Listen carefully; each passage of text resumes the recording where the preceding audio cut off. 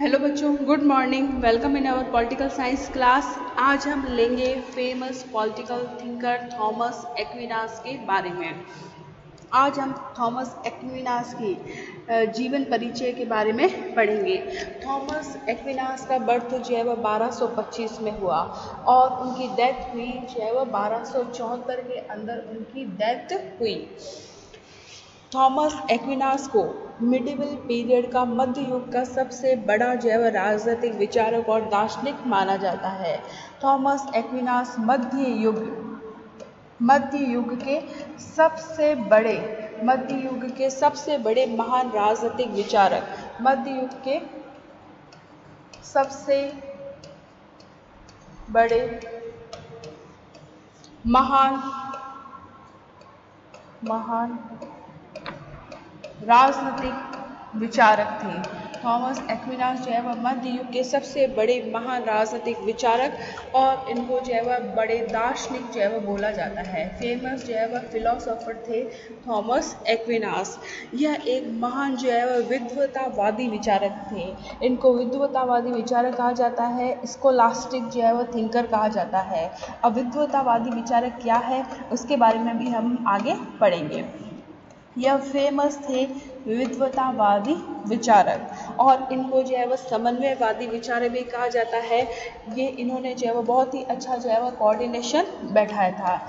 समन्वयवादी विचारक जो है वह इनको कहा जाता है। इसके अलावा प्रोफेसर जो है वह डनिंग ने थॉमस एक्विनास को जो है वह सभी विद्वतावादी दार्शनिकों में सबसे महान बताया है। सबसे महान बताया गया है थॉमस एक्विनास को। किसने? प्रोफेसर जो है वह डनिंग ने। इसके अलावा जो है वह एम.बी. फॉस्टर ने उनको विश्व का सबसे क्रमबद्ध सिस्टमैटिक विचारक भी कहा है। एम.बी. फॉस्टर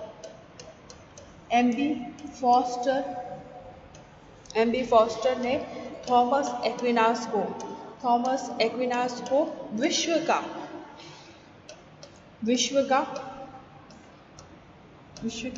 सबसे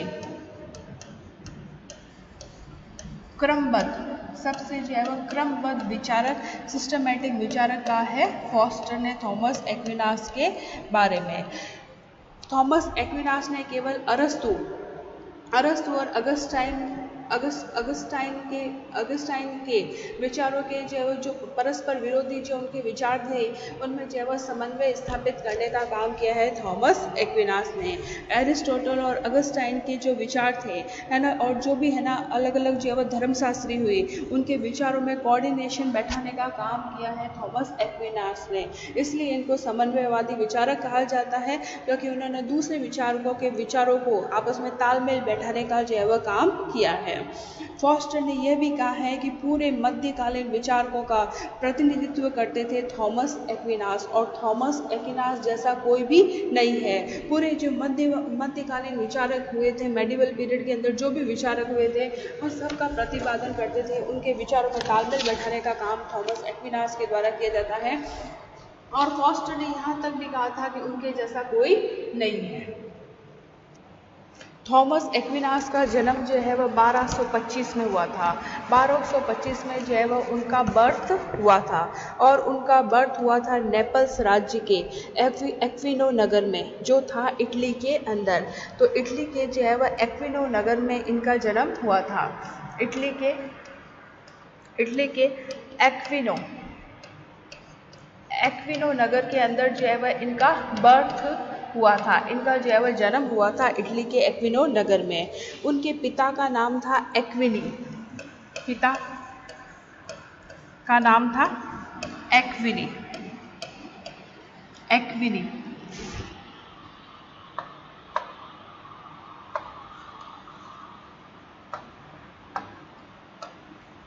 उनके पिता का नाम था एक्विनी और उनकी माता का नाम था थियोडोरा।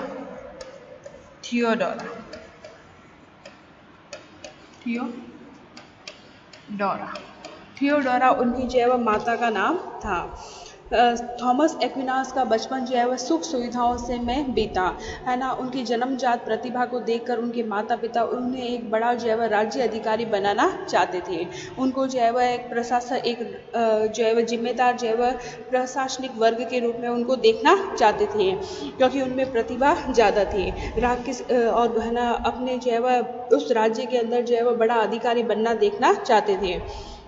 इसलिए उनको जो है वह 5 वर्ष के ही आयु में, 5 वर्ष की आयु में जब वो 5 ईयर के थे तब उनको जो है वह मॉन्ट कैसिनो, 5 वर्ष की आयु में मॉन्ट कैसिनो की पाठशाला में भेज दिया गया। मॉन्ट कैसिनो की पाठशाला, मॉन्ट कैसिनो की पाठशाला में उनको जो है वह स्टडी के लिए जो है वह भेजा गया।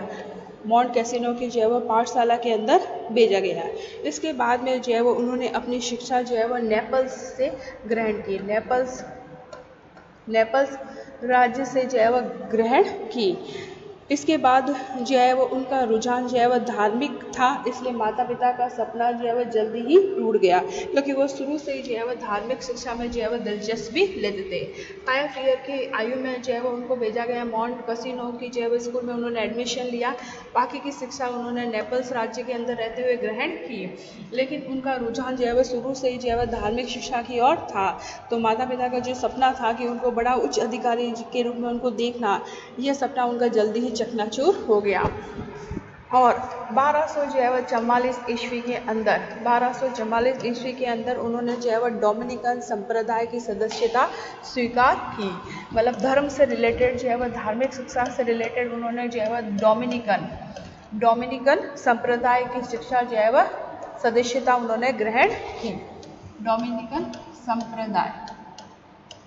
संप्रदाय की सदस्यता थॉमस एक्विनास ने ग्रहण की। सदस्यता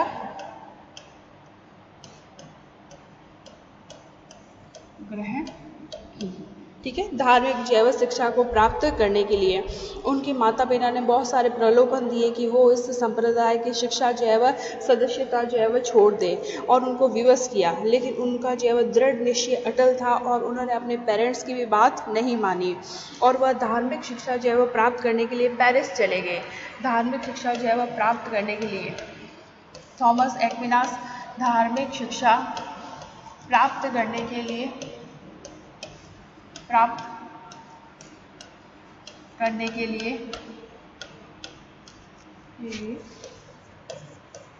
पेरिस चले गए। धार्मिक शिक्षा को प्राप्त करने के लिए उन्होंने जो है वह पेरिस में धार्मिक शिक्षा ग्रहण की। इसके बाद में उन्होंने जो है वह 1252 में अध्ययन और अध्यापन कार्य में रुचि ली और इटली के जो है वह अलग अलग जो है वह शिक्षण संस्थाओं में पढ़ाया। 1252 तक उन्होंने जो है वह इटली के बहुत सारे जो है वह यूनिवर्सिटी में जो है वह उन्होंने पढ़ाया। इटली के शिक्षण संस्थाओं में उन्होंने पढ़ाई और पढ़ाने दोनों का जो है वह काम किया। शिक्षण संस्थाओं में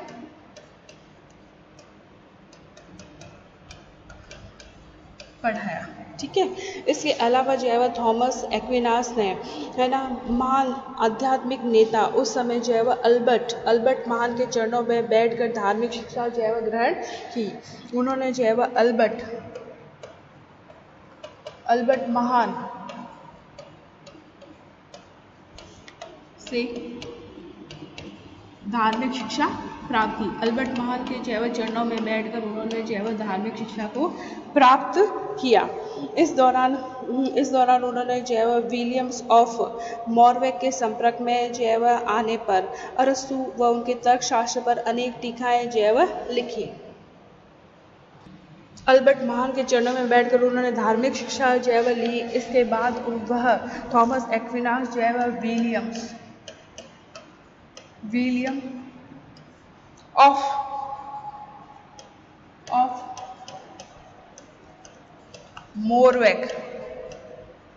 मोरवेक के जो है वह संपर्क में आए और अरस्तु व उनके तर्कशास्त्र पर अनेक जो है वह टीकाएं लिखी। विलियम जो है वह मोरवेक और अरस्तु, है ना, इन दोनों को मिलाकर जो है वह उन्होंने बहुत सारी जो है वह टीकाएं लिखी। उसके बाद में जो है वह उस समय भिक्षुओं के लिए जो है पेरिस विश्वविद्यालय में उपाधि देना जो है वर्जित था कि भिक्षुक को जो है वह कोई भी उपाधि नहीं दी जाएगी। लेकिन पोप के हस्तक्षेप पर पोप ने इंटरफेयर किया और पोप के जो है वह इंटरफेयर पर उनको पोप के हस्तक्षेप से, क्योंकि उस समय पेरिस में जो है भिक्षुओं के लिए उपाधि देना वर्जित था और वो एक भिक्षुक जो है वह बन गए थे। पोप के हस्तक्षेप पर उन्हें 1256 ईस्वी में मास्टर ऑफ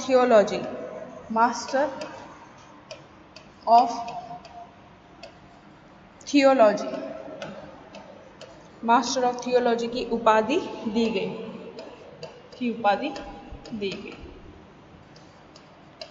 पहले जो है वह संत जिनको जो है वह मास्टर ऑफ थियोलॉजी की उपाधि जो है वह मिली। और इसके बाद उन्होंने जो है वह ईसाई धर्म के बारे में भी बहुत सारे जो है वह ग्रंथ लिखे। उन्होंने जो है वह बहुत ईसाइयत की भी बहुत सेवा की है ना। पोप और दूसरे राजा भी उनको धार्मिक विषय पर सलाह देने लगे। इस समय उनकी ख्याति जो है वह चारों ओर फैल चुकी थी है ना, और बहुत उनका नाम जो है वह रोशन हो गया था। लेकिन जो है वह 1274 की अल्प आयु में ही उनकी जो है वह डेथ हो जाती है और उनकी मृत्यु के बाद यानी कि 16वीं शताब्दी के अंदर उनको master doctor of the church की उपाधि देकर सम्मानित किया गया। उनकी डेथ के बाद में, मृत्यु के बाद 16वीं शताब्दी में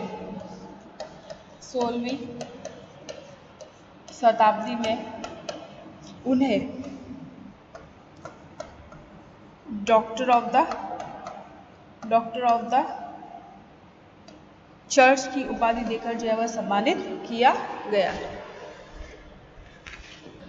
थॉमस एक्विनास ने जो है वह बहुत सारी जो है वह बुक्स लिखी है, बहुत सारी रचनाएं जो है वह लिखी है। उनमें जो है वह प्रमुख रूप से है डी रेजिमाई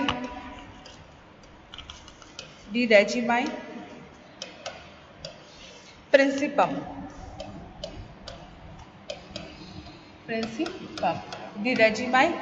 उनकी जो है वह फेमस रचना है। इसके अलावा जो है वह कमेंट्री ऑन एरिस्टोटल पॉलिटिक्स, उस पर भी उन्होंने जो है वह अपने विचार लिखे हैं। कमेंट्री ऑन एरिस्टोटल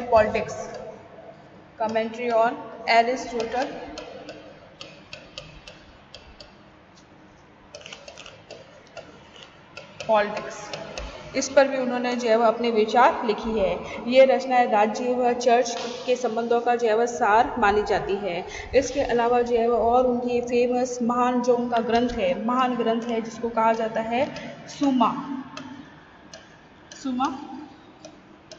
थियोलॉजिका जो है वो उनका महान ग्रंथ है किसका? थॉमस एक्विनास का जो है वह महान ग्रंथ है। और ऊपर के ग्रंथों में चर्च और के बारे में और राज्य संबंधी जो है विचार जो है वह लिखे गए हैं। इसके अलावा जो है वह सुमा थियोलॉजिका जो है वह एक ऐसा थॉमस एक्विनास का महान ग्रंथ है जिसमें प्लेटो और अरस्तु के दर्शन शास्त्र का, रोम के जो है वह कानून का और ईसाई धर्म के साथ अच्छा जो है वह समन्वय स्थापित करके यह जो है वह रचना लिखी गई है सुमो थियोलॉजिका। क्लियर? इसके अलावा उन्होंने जो है वह रूल्स ऑफ प्रिंस भी लिखा है, रूल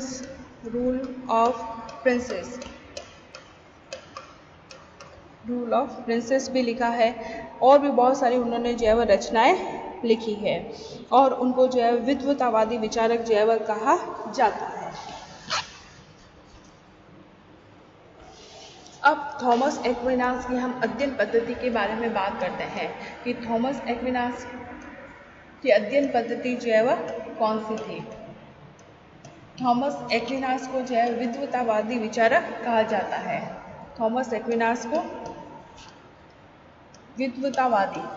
विद्वतावादी विचारक कहा जाता है। अब ये विद्वतावाद जो है वह है क्या? थॉमस एक्विनास का युग जो था वो धार्मिक दृष्टि से एक असाधारण युग था। यह युग जो है वह पूरा संश्लेषण का युग था। इसमें जो है वह समन्वयवादी दृष्टिकोण पर जोर दिया गया था। थॉमस एक्विनास के जो है वह इस युग में जो है वह संश्लेषण पर जो है वह जोर दिया गया था। कोऑर्डिनेशन स्थापित करने पर जो है वह जोर दिया गया था।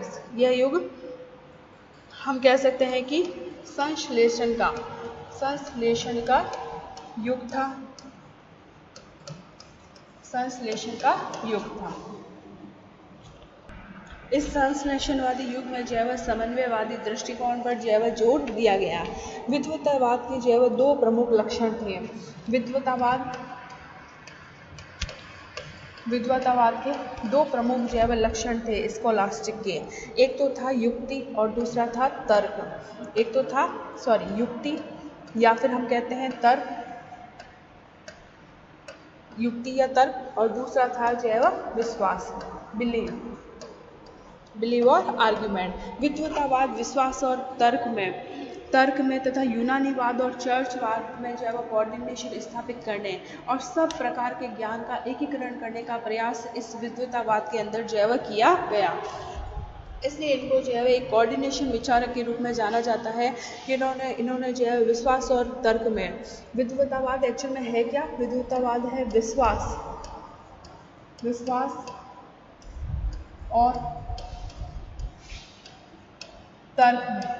विश्वास और तर्क में, यूनानीवाद और चर्च में तथा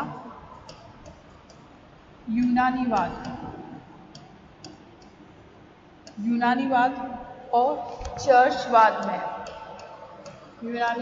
और चर्चवाद में समन्वय स्थापित करने,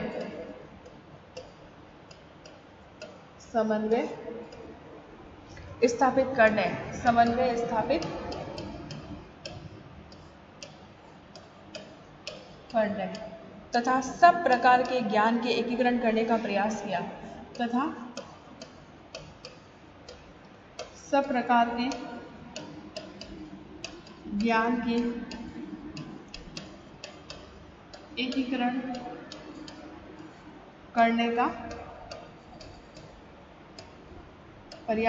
थॉमस एक्विनास के द्वारा किया गया। सब प्रकार के ज्ञान का एकीकरण करना, यही है आपका विद्वतावाद। उन्होंने जो है सेंट अगस्टाइन के विश्वास, फेथ को और अरस्तु की जो है विवेक है, विजडम है को समन्वय करने का प्रयास किया। उन्होंने जो है इस समन्वयतावाद का यूज करके उन्होंने जो है वह Augustine, famous political thinker Augustine ने जो है वह दिया था विश्वास, ठीक है ना, फेथ, और अरस्तु ने जो है विवेक के बारे में बताया। तो उन दोनों में जो है समन्वय करने का प्रयास किया। अरस्तु के विवेक, रीजन है ना, रीजन में जो है वह उन्होंने समन्वय करने का प्रयास किया। थॉमस एक्विनास के द्वारा किया गया।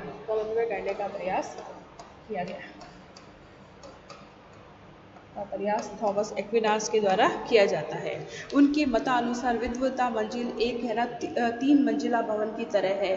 स्कोलास्टिकलिज्म जो है वह 3 मंजिल भवन की तरह है। विद्वतावाद के अंदर अगर अपन देखें तो पहली मंजिल के अंदर तो है विज्ञान, दूसरी मंजिल के अंदर है दर्शन शास्त्र, दूसरी मंजिल के अंदर है दर्शन शास्त्र।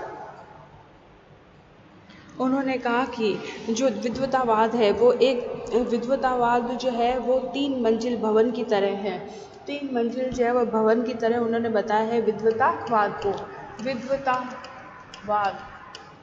स्कोलास्टिकलिज्म 3 मंजिले भवन की तरह है, 3 मंजिल भवन की तरह है, बिल्डिंग की तरह है, जिसमें जो है वह पहली जो है वह मंजिल पर जो है वह क्या है? विज्ञान है। पहली मंजिल पर जो है वह क्या है? विज्ञान है, साइंस पर जो है वह जोर दिया गया है। दूसरी मंजिल पर है दर्शन शास्त्र, दूसरी जो है वह मंजिल है वो दर्शन शास्त्र की प्रतीक मानी जाती है। दूसरी मंजिल दर्शन शास्त्र की जो है वह प्रतीक मानी जाती है, फिलॉसफी की प्रतीक मानी जाती है। इसके अलावा दर्शन शास्त्र जो है विज्ञान के मूल तत्वों को एकत्रित करके उसमें सहसंबंध स्थापित किया जाता है और उसमें जो है वो सार्वभौमिक प्रयोग के द्वारा मान्यता के सिद्धांतों को निर्धारित करने का प्रयास उनके द्वारा जो है वह किया जाता है। यह विज्ञानों का जो है वह सार है, एसेंस है और दोनों मंजिलें जो है वह मानव तर्क का प्रतीक है। और तीसरी मंजिल पर होता है धर्म दर्शन, जो ज्ञान की जो है सबसे बड़ी इमारत है। पहली मंजिल में तो है विज्ञान, दूसरी मंजिल में दर्शन शास्त्र और तीसरी मंजिल में उन्होंने दिया है कि इन सबके जो है वह कोऑर्डिनेशन से तैयार होता है धर्म दर्शन। मतलब सबको जो है वह धर्म का ज्ञान तो होना ही चाहिए। धर्म दर्शन जो है वह तीसरी मंजिल है और ज्ञान की जो है वह सबसे बड़ी इमारत है। यह धर्म जो है वह ईसाई प्रकाशना पर निर्भर है। मेनली जो है वह ईसाई जो है वह प्रकाशना पर यह निर्भर है, ईसाई प्रकाशना पर।